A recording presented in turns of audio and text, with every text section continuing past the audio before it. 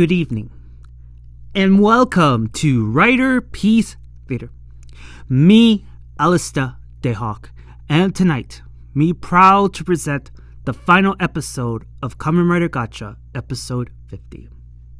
After watching it 3 times, I can't help but feel disappointed in this finale.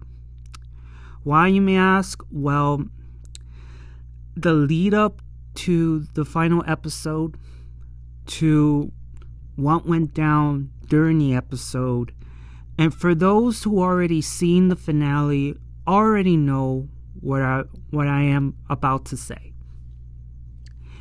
And it will not come as a surprise. And for those who are coming in for the first time may be like, oh, this is a surprise. And you know, I'm genuine. You know, I always give you guys my thoughts and opinions of an episode. I explain to the best of my abilities to explain why this scene is so bad and what could have been 10 times better. And this is no different. And you know me, once I go and work on my heroes and villains videos, which might as well announce it, I'm gonna do those videos. It's just that it's gonna take a while because I am finally back to work after 8 long months. So it's gonna take some time for me to work on those videos and uploading them. And now with Gavv coming next Sunday, it's gonna be double the work. But I am determined to do those videos and submit it to you guys, and you can click on your favorite character and listen to my opinions about this certain character and whatnot. Because at the end of it, might as well give a disclaimer now, it's just my opinions, guys, overall.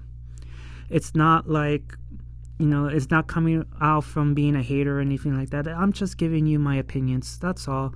You either accept my opinions or you don't. It is what it is. It's part of life. And yeah, that's one announcement there.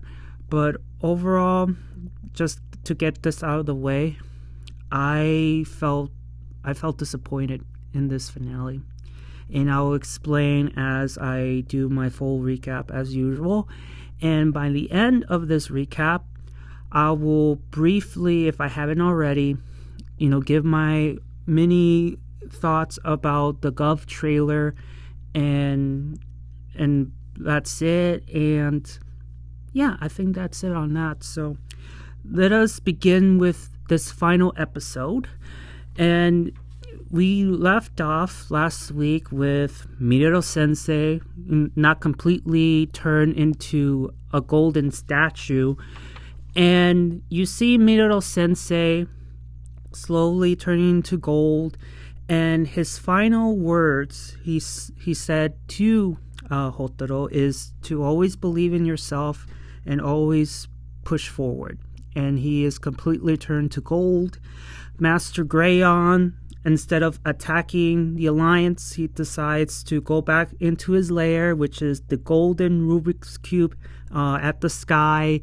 And he is announcing to everybody in Tokyo that now that he has finally completed the Philosopher's Stone that nobody cares about, he now has the power to turn his Goldland dream into a reality. And so he has unleashed his army of dread troopers, and they are starting to shoot at anyone and anything on sight, turning them into gold. And we see a shot directed towards Spanner, but Kyoka pushes him out of the way, and she took the blast, and she turned into gold. And this is where our heroes are being chased off because of the troopers. Which, by the way, out of all the suits, I did like the trooper suits. To me, they look like a Terminator type suit, and I thought it was pretty decent in my opinion. So as they've been chased out by the troopers, we go into the next scene with Weird Sister number 3.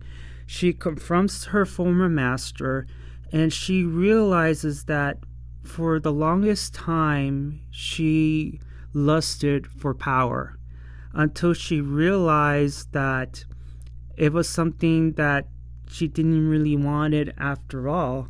She wanted power, yes, but she wanted power to protect her family. And you could tell that number 3 has done a lot of character work.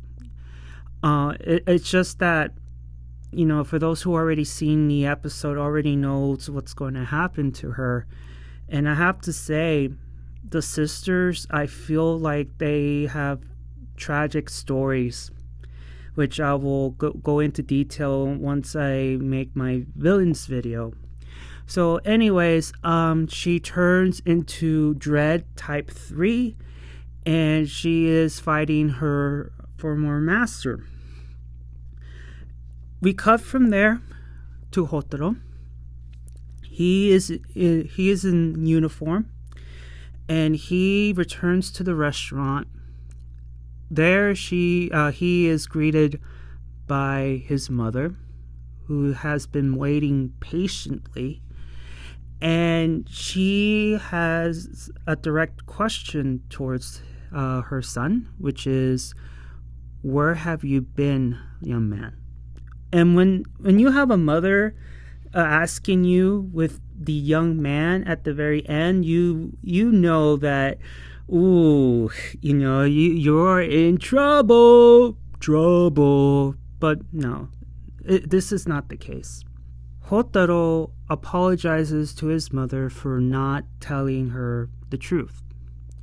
And to be fair to Hotaro, I mean, there's no way he could have told her the truth because of the air quotes threat of Miroto Sensei finding out that you know, you let your mother know our secrets, so it's time for me to do some cleanup.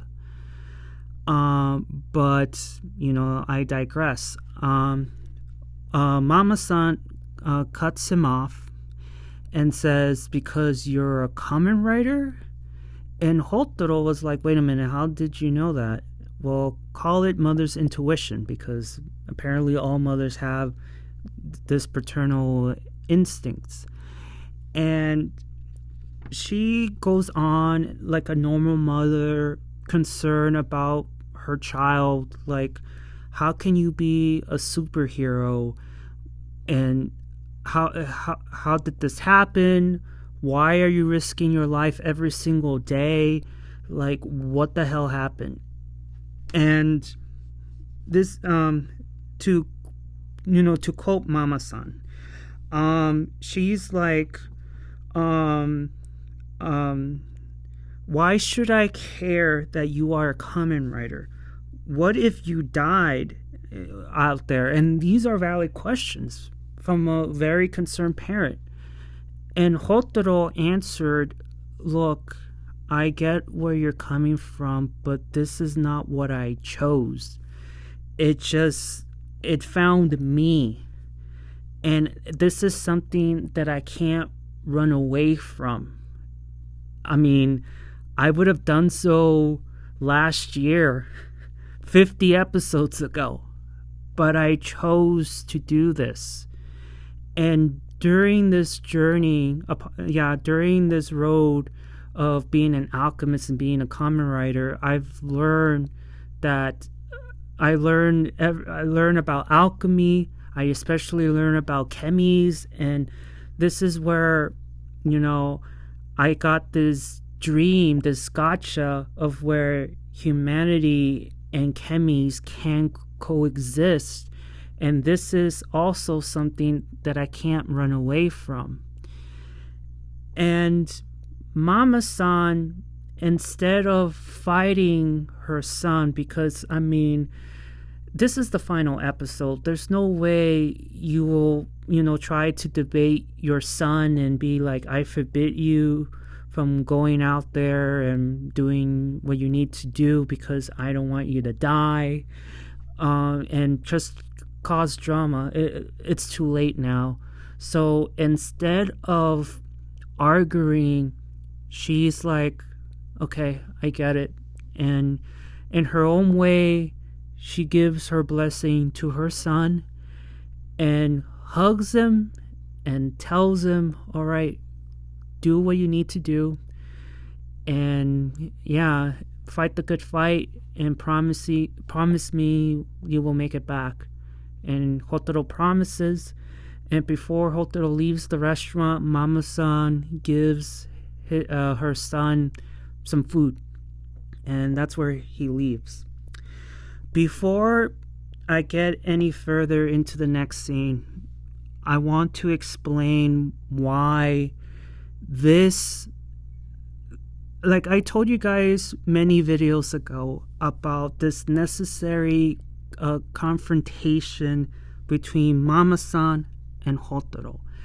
It needed to be done a couple of months ago, especially during the time when Hotaro was punched close to death by the mind control Sabi when he debuted as Dread, to Master Greyon and his first Malgime came super close into destroying the world on Christmas, mind you. And you would think that after everything he's been through, you would think that he would break the laws of alchemy and just confide to his mother and tell her the secret sooner. Especially, what happened to him. He came close to death a couple of times. And sure, you have your friends for support, but sometimes you need the love of a parent. And this is where Mama-san could have been, laying down the law and say, Hotaro, I cannot allow you to continue doing this because I'm afraid for your safety. And you're telling me you've been risking your life every single day against these monsters? Like, I don't want that for you. Like, this could have been, how you say, the PG version of what I sent you guys about Buffy, revealing herself as the Slayer to her mom. And I hope you guys already seen Buffy, or at least seen the clip to know what I talked about and tried to explain. Like, it could have been that way, but of course it has to be for kids, so they have to, like, turn down the volume a little bit. But still, it could have been a great scene between mother and son, and just be laying down the law and just like, I cannot allow my son to be in danger until someone like a Midoro Sensei or Kudo or Fuga especially, to be able to talk to her directly and be like, your son is a hero. I see great potential in him, and I strongly believe that he's gonna break some boundaries, especially when he has this dream of uniting chemies and humanity and them coexisting. It could have been great drama, and also the fear of Midoro Sensei trying to erase Mama-san's mind, and ultimately make Mama-san be more useful instead of being a useless character, like I previously said. But we have it here, and it's just wasted opportunity that should have been done episodes ago. But that's my opinion, and that's my explanation as to why I find this scene, as much as like I want to like it, it's just it's just missed opportunity. It's just bad placement, in my opinion. So after this reveal and Mama-san's blessing, Hotaro went to meet his friends for the final battle. They ate, the rice balls, and Hotaro said that this is it. This is the final battle, guys. This is all or nothing. And so the cube activates. Master Greyon has unleashed his troopers, and this is where we get to see all three riders in their final forms for the last time.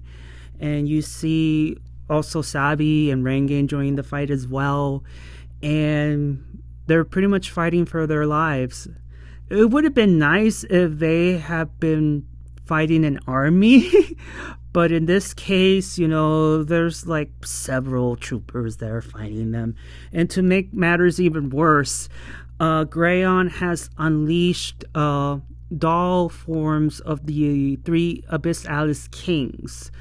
So they showed up, but they're nothing more than just dolls. The real ones are pretty much dead. And it's strange because isn't Master Greyon's body like borrowed? Because remember, number one used the cube and just plunged the cube inside Germain, and lo and behold, Greyon returned. In some way, is Germain alive or something? I don't know. But that's neither here or there.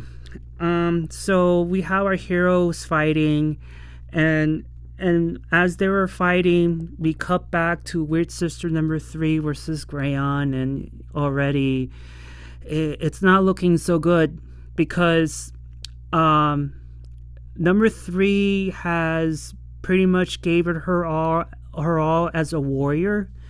But ultimately, Greyon overpowered her, and what makes matters even worse, he wasn't even a Kamen Rider. He just fought her in his human form and did her like it was nothing. It was just, damn. And you can sense her pain because it's just, like I keep saying, number 3 placed her faith in the wrong people, and because of that, 2 of her sisters are now gone. And if she would have turned to the Alliance, I think things would have gotten a bit better. But again, talk about tragic. So she gets easily defeated. And then we go back to on the ground with our heroes versus the troopers. Fuga shows up in his rider form, and I thought it was nice to see father and daughter once again together, only this time as Kamen Riders and fighting off troopers and kings. So I thought it was cool. And Kudo had the nerve to, hey, are you okay? And Fuga's like, yeah, I'm okay. Okay, so keep up with me, Dad. He wasn't offended, but more like, man, I'm proud of my girl. She's telling me to keep up, but I'm surprised he didn't add on, hey, I'm not that old. So we see the riders and Sabi and Renge fighting, and Hotaro decides it's time to face the final boss at his lair. So he tells the riders, can you clear a path for me, because I'm going to face Greyon. And Spanner and Kuda said, yeah, go ahead, we'll clear a path for you.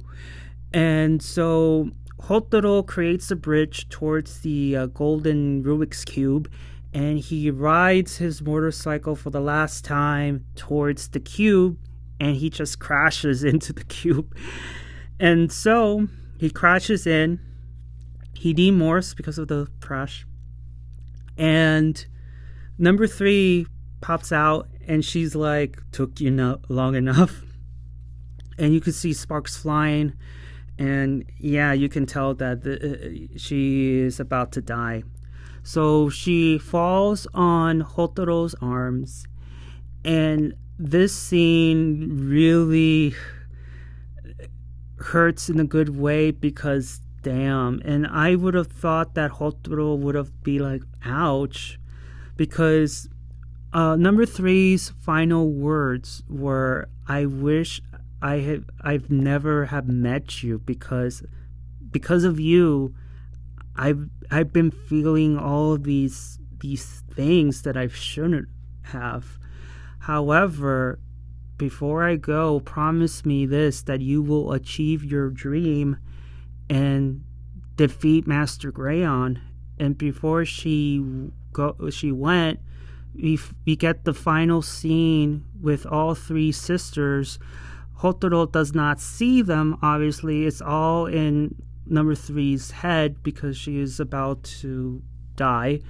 And we get to see number one and number two, and number one tells number three, you know, you did great work. It's well done. And you see them both holding hands, and number three sticks out her hand and just grabs them, and you can tell that they're about to be together. Her hand drops, and you see her dissolve, and her doll is dissolving too. So number three is no more. She's now with her sisters in the underworld. And then we get Master Greyon, which I find it surprising that he wasn't there to witness what went down. But he shows up and he tells Hotaro, all these things that makes humanity weak, like hope, dreaming, love, to name a few, is a weakness. And Hotaro was like, what's wrong for being weak? I mean, is it so weak in believing those things? Why shouldn't we help others reach new heights? Hotaro gave out good points, like, why is that a weakness? Shouldn't we as a society help others to succeed and whatnot? But Greyon views these things as a weakness and calls Hotaro that you are just a naive fool, and I will create something real and everlasting that has some worth. That's the true goal of alchemy. And so they both transform, Hotaro in Rainbow and Master Greyon in his El Dorado. And then we cut to Sabi and Renge, where they saved a group of people with their freezing bazookas.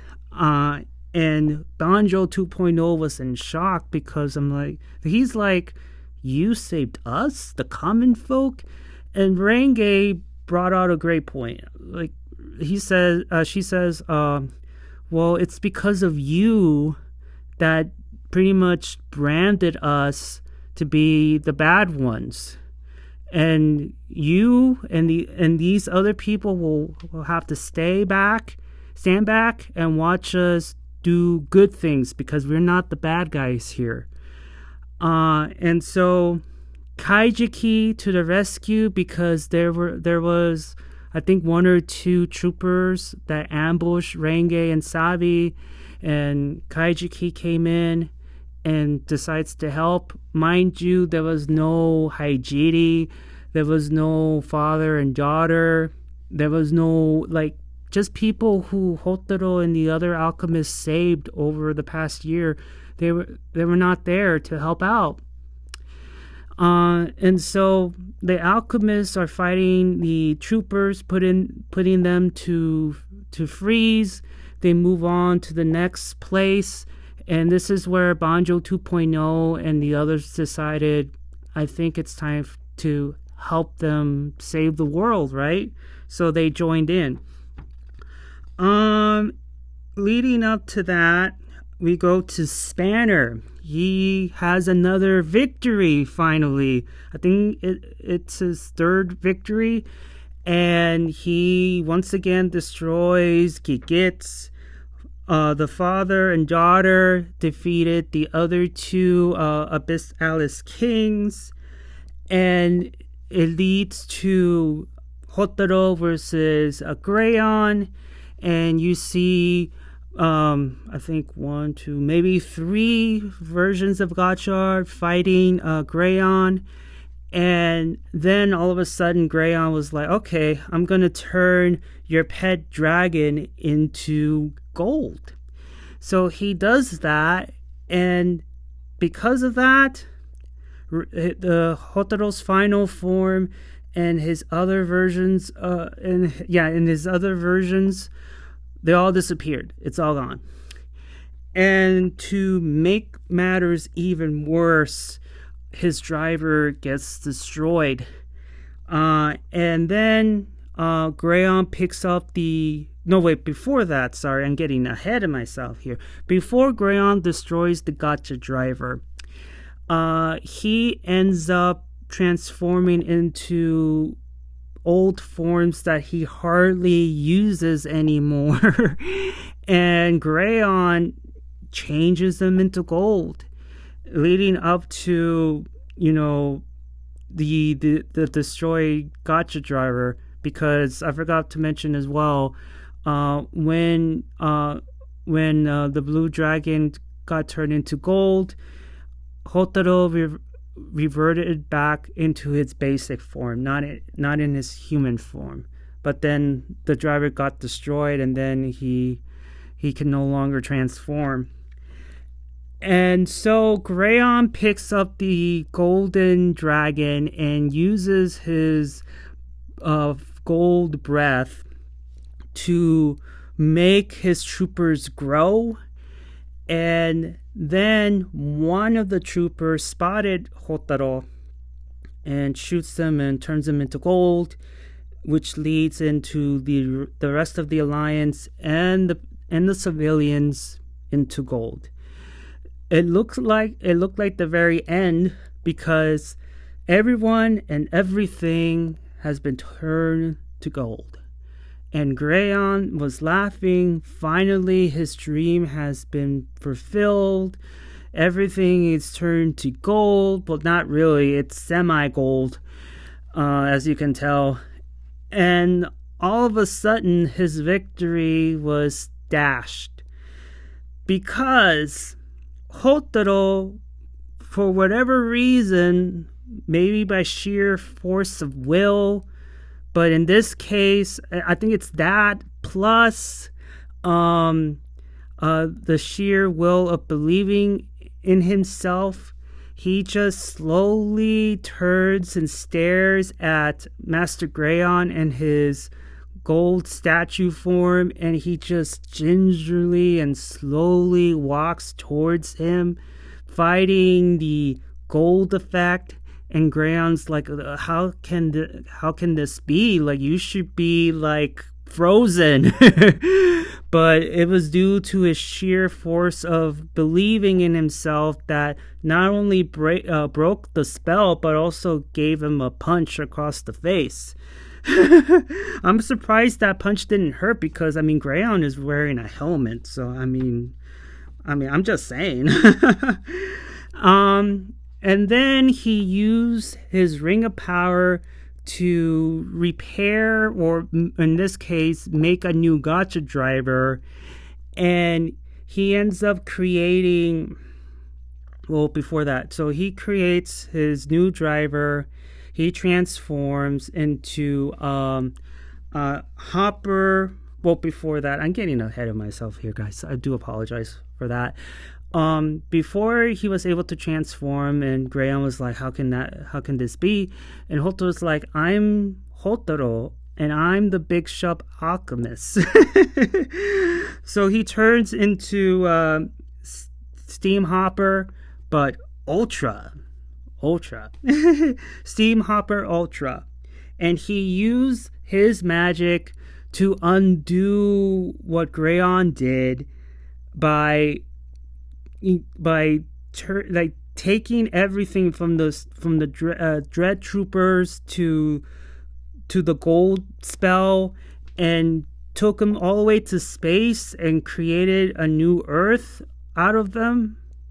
I know it doesn't make sense, guys, but he ends up creating a new Earth, and then Greyon gets sucker punched across the face and gets sent to the new Earth, and Hotaro follows him there, and Greyon, of course, in disbelief, how can this be? And then Hotaro says, you may be a powerful alchemist, but your path is not gonna make anybody happy. And he turns around and asks, is that right, guys? And he turns around and lo and behold, his children, the chemies, his children. Well, some of them are in 3D, others are in pins. So Toei is being cheap. So after that, we get the final fight between the final boss and the hero. We see a couple of chemies joining in on the fight, and then it leads up to, Rider Kick versus Rider Kick. But of course, due to the power of the chemies and the power of believing in oneself, Hotaro defeated Master Greyon for the second time with an ultra fever kick. And Greyon, in his final words, says, like, what I'm seeing is beautiful, and he passes away. He turns into black dirt. And Hotaro says gotcha, and he is just, the deed is done, and everybody's back to normal. And that's it, right, guys? Well, not really, because a few months have passed, and we get this scene with our favorite legendary Kamen Rider, Kaguya, and he has his usual gym bath, and it looked like Hotaro is telling, the events that happened after Greyon's second defeat, and he's asking, like, what happened after Greyon's death, like, what happened? And so Hotaro explains that, after his defeat, there's been a number of new students wanting to join the alchemy school, and we get the scene where Sabi and Renge are pretty much the hosts of this tour, but you see them arguing with each other, and the new students is like, is there new guides, or I don't think this is for me type of look. So they turned around and just walked away, and Sabi and Renge is like, wait, come back. The tour hasn't started yet, come back. And Miyato Sensei is just standing there, just laughing his ass off. And then we get to see Spanner, and according to Hotaro, Spanner has a new lease on life. He has a new goal. And then moving on to Kuro. Kuro wants to become like the best alchemist, like in Hotaro's terms, the big shot alchemist.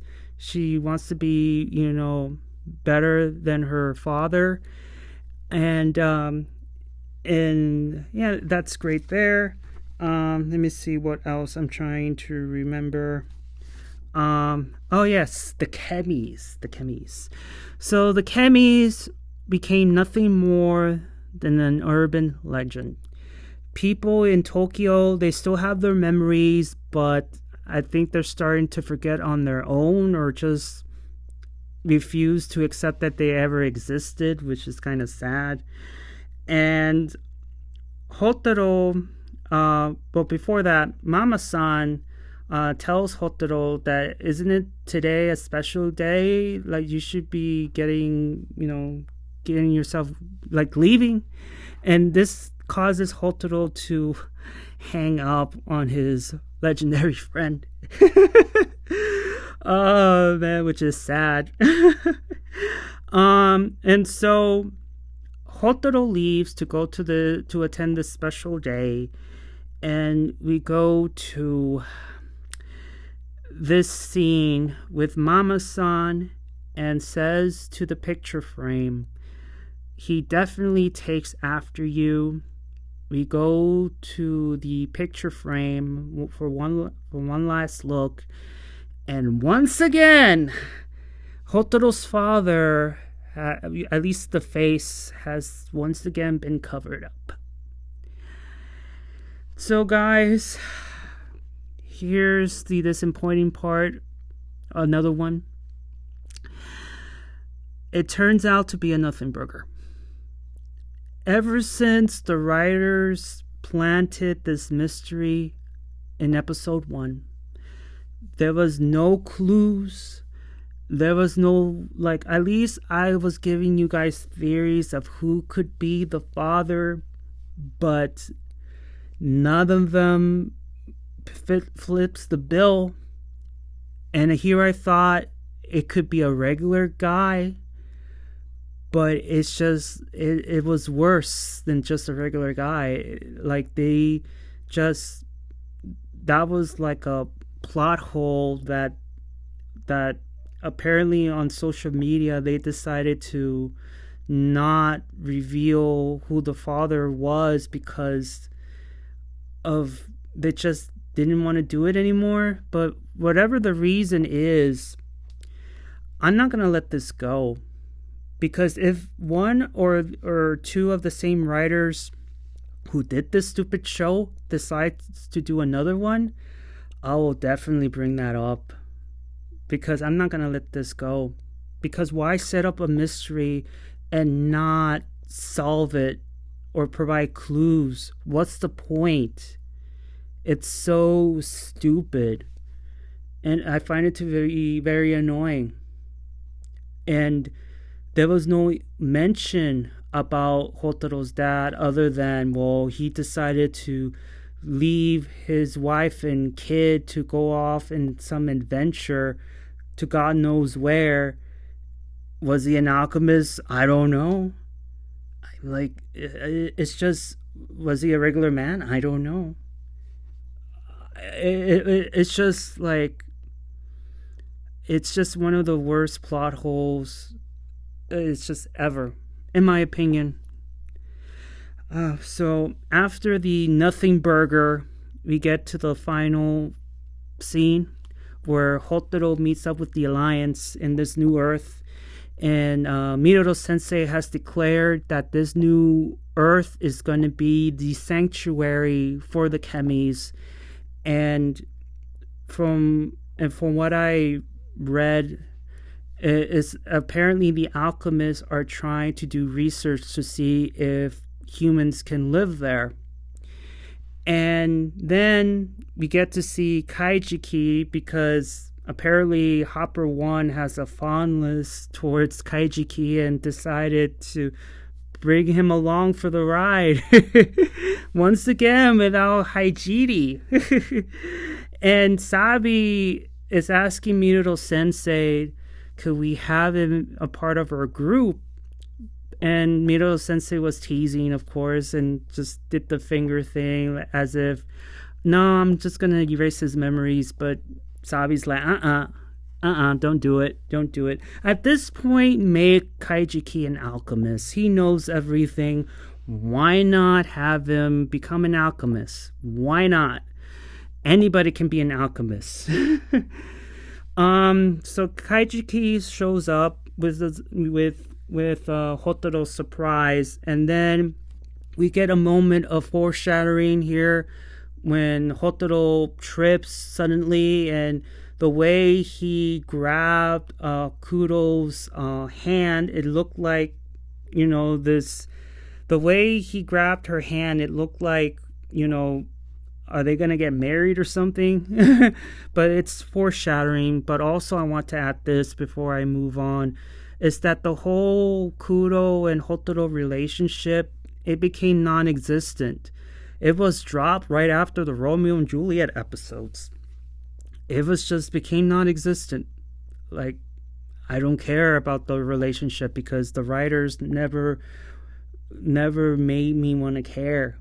So, yeah. So they have a moment of foreshadowing. Kuro was like, is this deja vu or something? And then we get the final scene where the Alliance are running across the fields.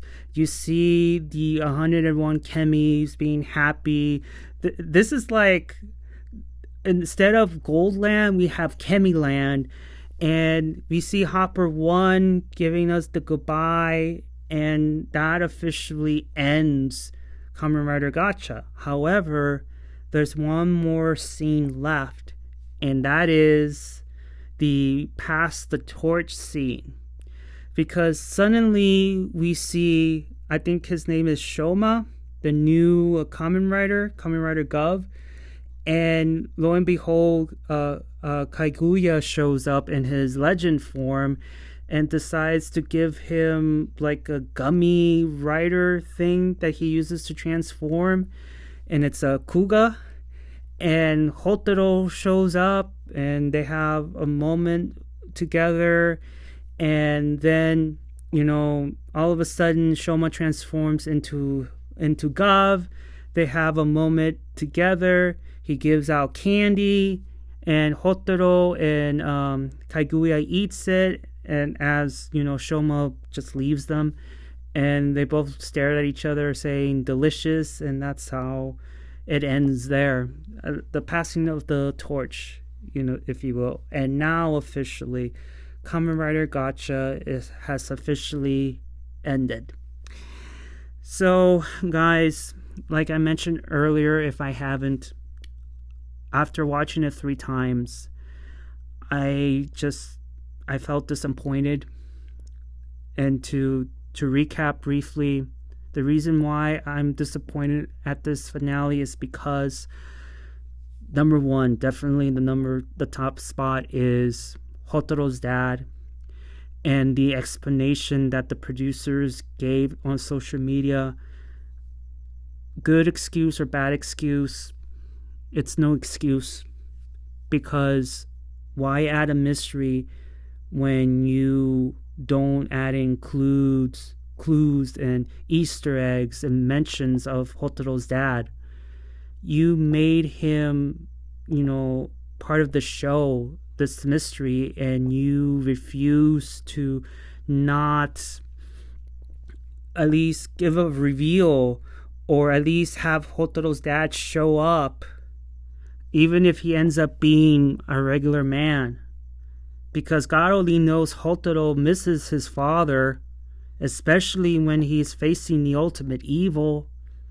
But no, because of what they wrote on social media, that they decided to drop it. I'm like, no excuse. In my opinion, it's no excuse. Another reason is because, the confrontation between Mama-san and Hotaro, which I already explained, it should have been done months ago, to add in more drama and suspense and all that. But it's not as the Nothing Burger. But then leading up to the third one, which I haven't explained myself yet, and the third one that disappointed me is the New Earth. Remember, Hotaro's wish was to create a chemi utopia where humans and chemies can coexist in peace. To me, making that new planet felt like this is just laziness. It felt lazy, and it felt like Hotaro is not willing to fight for his dream. What I could have done is, after the defeat of Greyon, he will talk with his friends and say, this utopia thing, I'm not giving up on it. But thanks to Greyon and the Abyss Alice Kings, it's been held back a bit, because these people right now, they don't like us too much. They don't like the chemies. So I think it's best to not force it, because change does not happen overnight. So I would have preferred Hotaro to say, I'm willing to become an ambassador for these chemies and go talk to people and just say, hey, look, I know after recent events, it painted us badly, like you view us as the bad guys. It's not the case. These chemies are good creatures. We save people, and if you're willing to talk to these people, they will tell you their stories and how these chemies touch their hearts, and they're willing to, they're willing to vouch for them and say, hey, these chemies are great creatures. They're not evil, and just, be the ambassador, like the same way with Attack on Titan at the final episode, where the survivors end up being ambassadors and talking to people in different countries and whatnot. It should be the same with Hotaro, because at least he will be the bridge between chemies and alchemists and regular folks. It would have been a bittersweet ending. However, it could have been a real ending, because, like I said before, change does not happen overnight, and humanity is not ready to accept these creatures, especially due to what happened recently. It will take a lot of work, but you know what? I would have give kudos to Hotaro and be like, hey, I think you're maturing.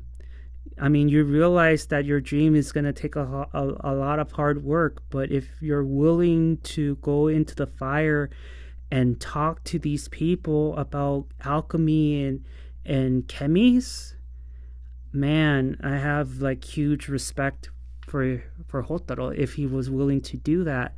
But the writers thought, well, let's just send them to another planet and see if that planet will be able to house humans. I'm like, are you kidding me? Are you joking? Talk about lazy writing, in my opinion. But yeah, so my reason for the New Earth is like the New Earth stuff is stupid. Hotaro would have kept the cards and be the ambassador and really be the bridge, that light that will break the barrier between humanity and alchemists and chemies. Again, my opinion, but yeah. So I already explained myself as to why I just find this episode to be disappointed. I also noticed that with the chemies, some of them were 3D, or 2D, while the others were pinned. Like, come on, Toei, why are you being lazy? Also, when the world turned into gold, I didn't even see buildings turn into gold, only halfway. So I'm like, is the editors lazy or something? I don't know what's going on. And it's obvious that this episode was missing a couple of scenes. Am I gonna watch the director's cut? Maybe. But am I gonna do a video on it? No. Just because they're gonna add a few deleted scenes, it's not gonna change my mind. It's not gonna make the episode be a bit better. Because at the end, after watching it 3 times, I'm disappointed. If I had to give it a grade, I'll probably give it a 3. That's just my opinion on the finale. This is more like, it felt like a lackluster Countdown to Destruction. And Countdown to Destruction is up there. A lot of people love that finale. But... And of course, I'm not going to stop ranting about it, but Hotaro's father, the way they dropped the ball and they decided to drop the ball. Oh, I will leave it up to your imagination. Screw you. Screw you. That's all I'm going to say. It's harsh, I know, but why add that stupid mystery box? Why? But yeah, and one last thing too. The whole thing with Kudo and Hotaro, I honestly thought that the final scene would have been the Aang and Katara ending. For those who've seen Avatar: The Last Airbender, you know the final scene of that show. That scene. I thought that scene would happen here, but it didn't happen. Instead, you see the alchemists running towards the chemies as if they are in a amusement park. But regardless of that scene, I find it to be, that's cool. I find it to be cute. Why not? But that's not the ending that I would have preferred, because the whole New Earth thing, it's just cheating yourself out towards actually putting the work of, doing this dream and if you really want this dream to work, you really need to work hard on it. But yeah, I think that's it. I don't want to end up repeating myself here, so I will stop it here. In terms of the Kamen Rider Gotchard trailer, if I haven't said anything, or I did mention it, I will say it again here. The trailer itself looks unique. It's unique. It's different. It looks promising, and I'm looking forward to watching the pilot next Sunday. The only thing that I'm worried about is the main character being another Hotaro, but it makes sense because he is an alien. He doesn't know our ways, so it makes sense for him to be like, oh, what's this? Oh, what's that? And just be curious and everything. So yeah, it's just, that's the only not issue but worry that I have. Other than that, I believe that is it. Like I mentioned earlier, I will make my heroes and villains video, but it's going to take a while because now I have returned to work, so it's going to take a while, and it's going to be double the work because I have those 2 videos plus, doing Gavv, so it's going to take a while. So I'm going to be busy for the next couple of days, maybe a week or 2, but I will do it, and I will do my best because I have to go back a year to remember everything, so it's going to be difficult, but I will do my best. But ultimately, these videos are just my opinions only, okay? Just a disclaimer, just my opinions only. And by the end of the villains video, I will give my brief overall thoughts about the season. But you guys who has been stuck with me since the beginning, you guys already know what my personal feelings about the show is going to be. So do not be surprised when you hear my overall thoughts about this season. But yeah, I think that is it, guys. So have you watched the finale? Did you like it? Did you dislike it? Did I miss anything? Even though I have my notes in front of me, I may have missed a couple of things. Also, I don't know if I'm going to watch the director's cut. Might as well, but I'm not going to make a video out of some deleted scenes. Like I said before, I'm not going to make a video because, there's a director's cut. Is he going to change his mind? No, I'm not going to change my mind, especially after watching it 3 times. That's it. Give a like if you like it, and please subscribe.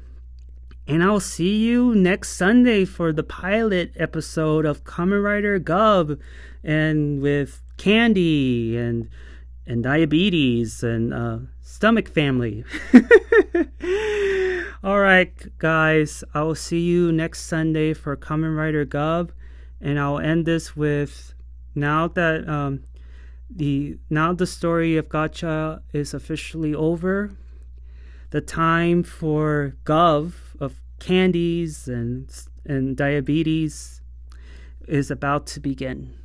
So let's hope that Gavv is up to par. All right, kiddos. Johnny!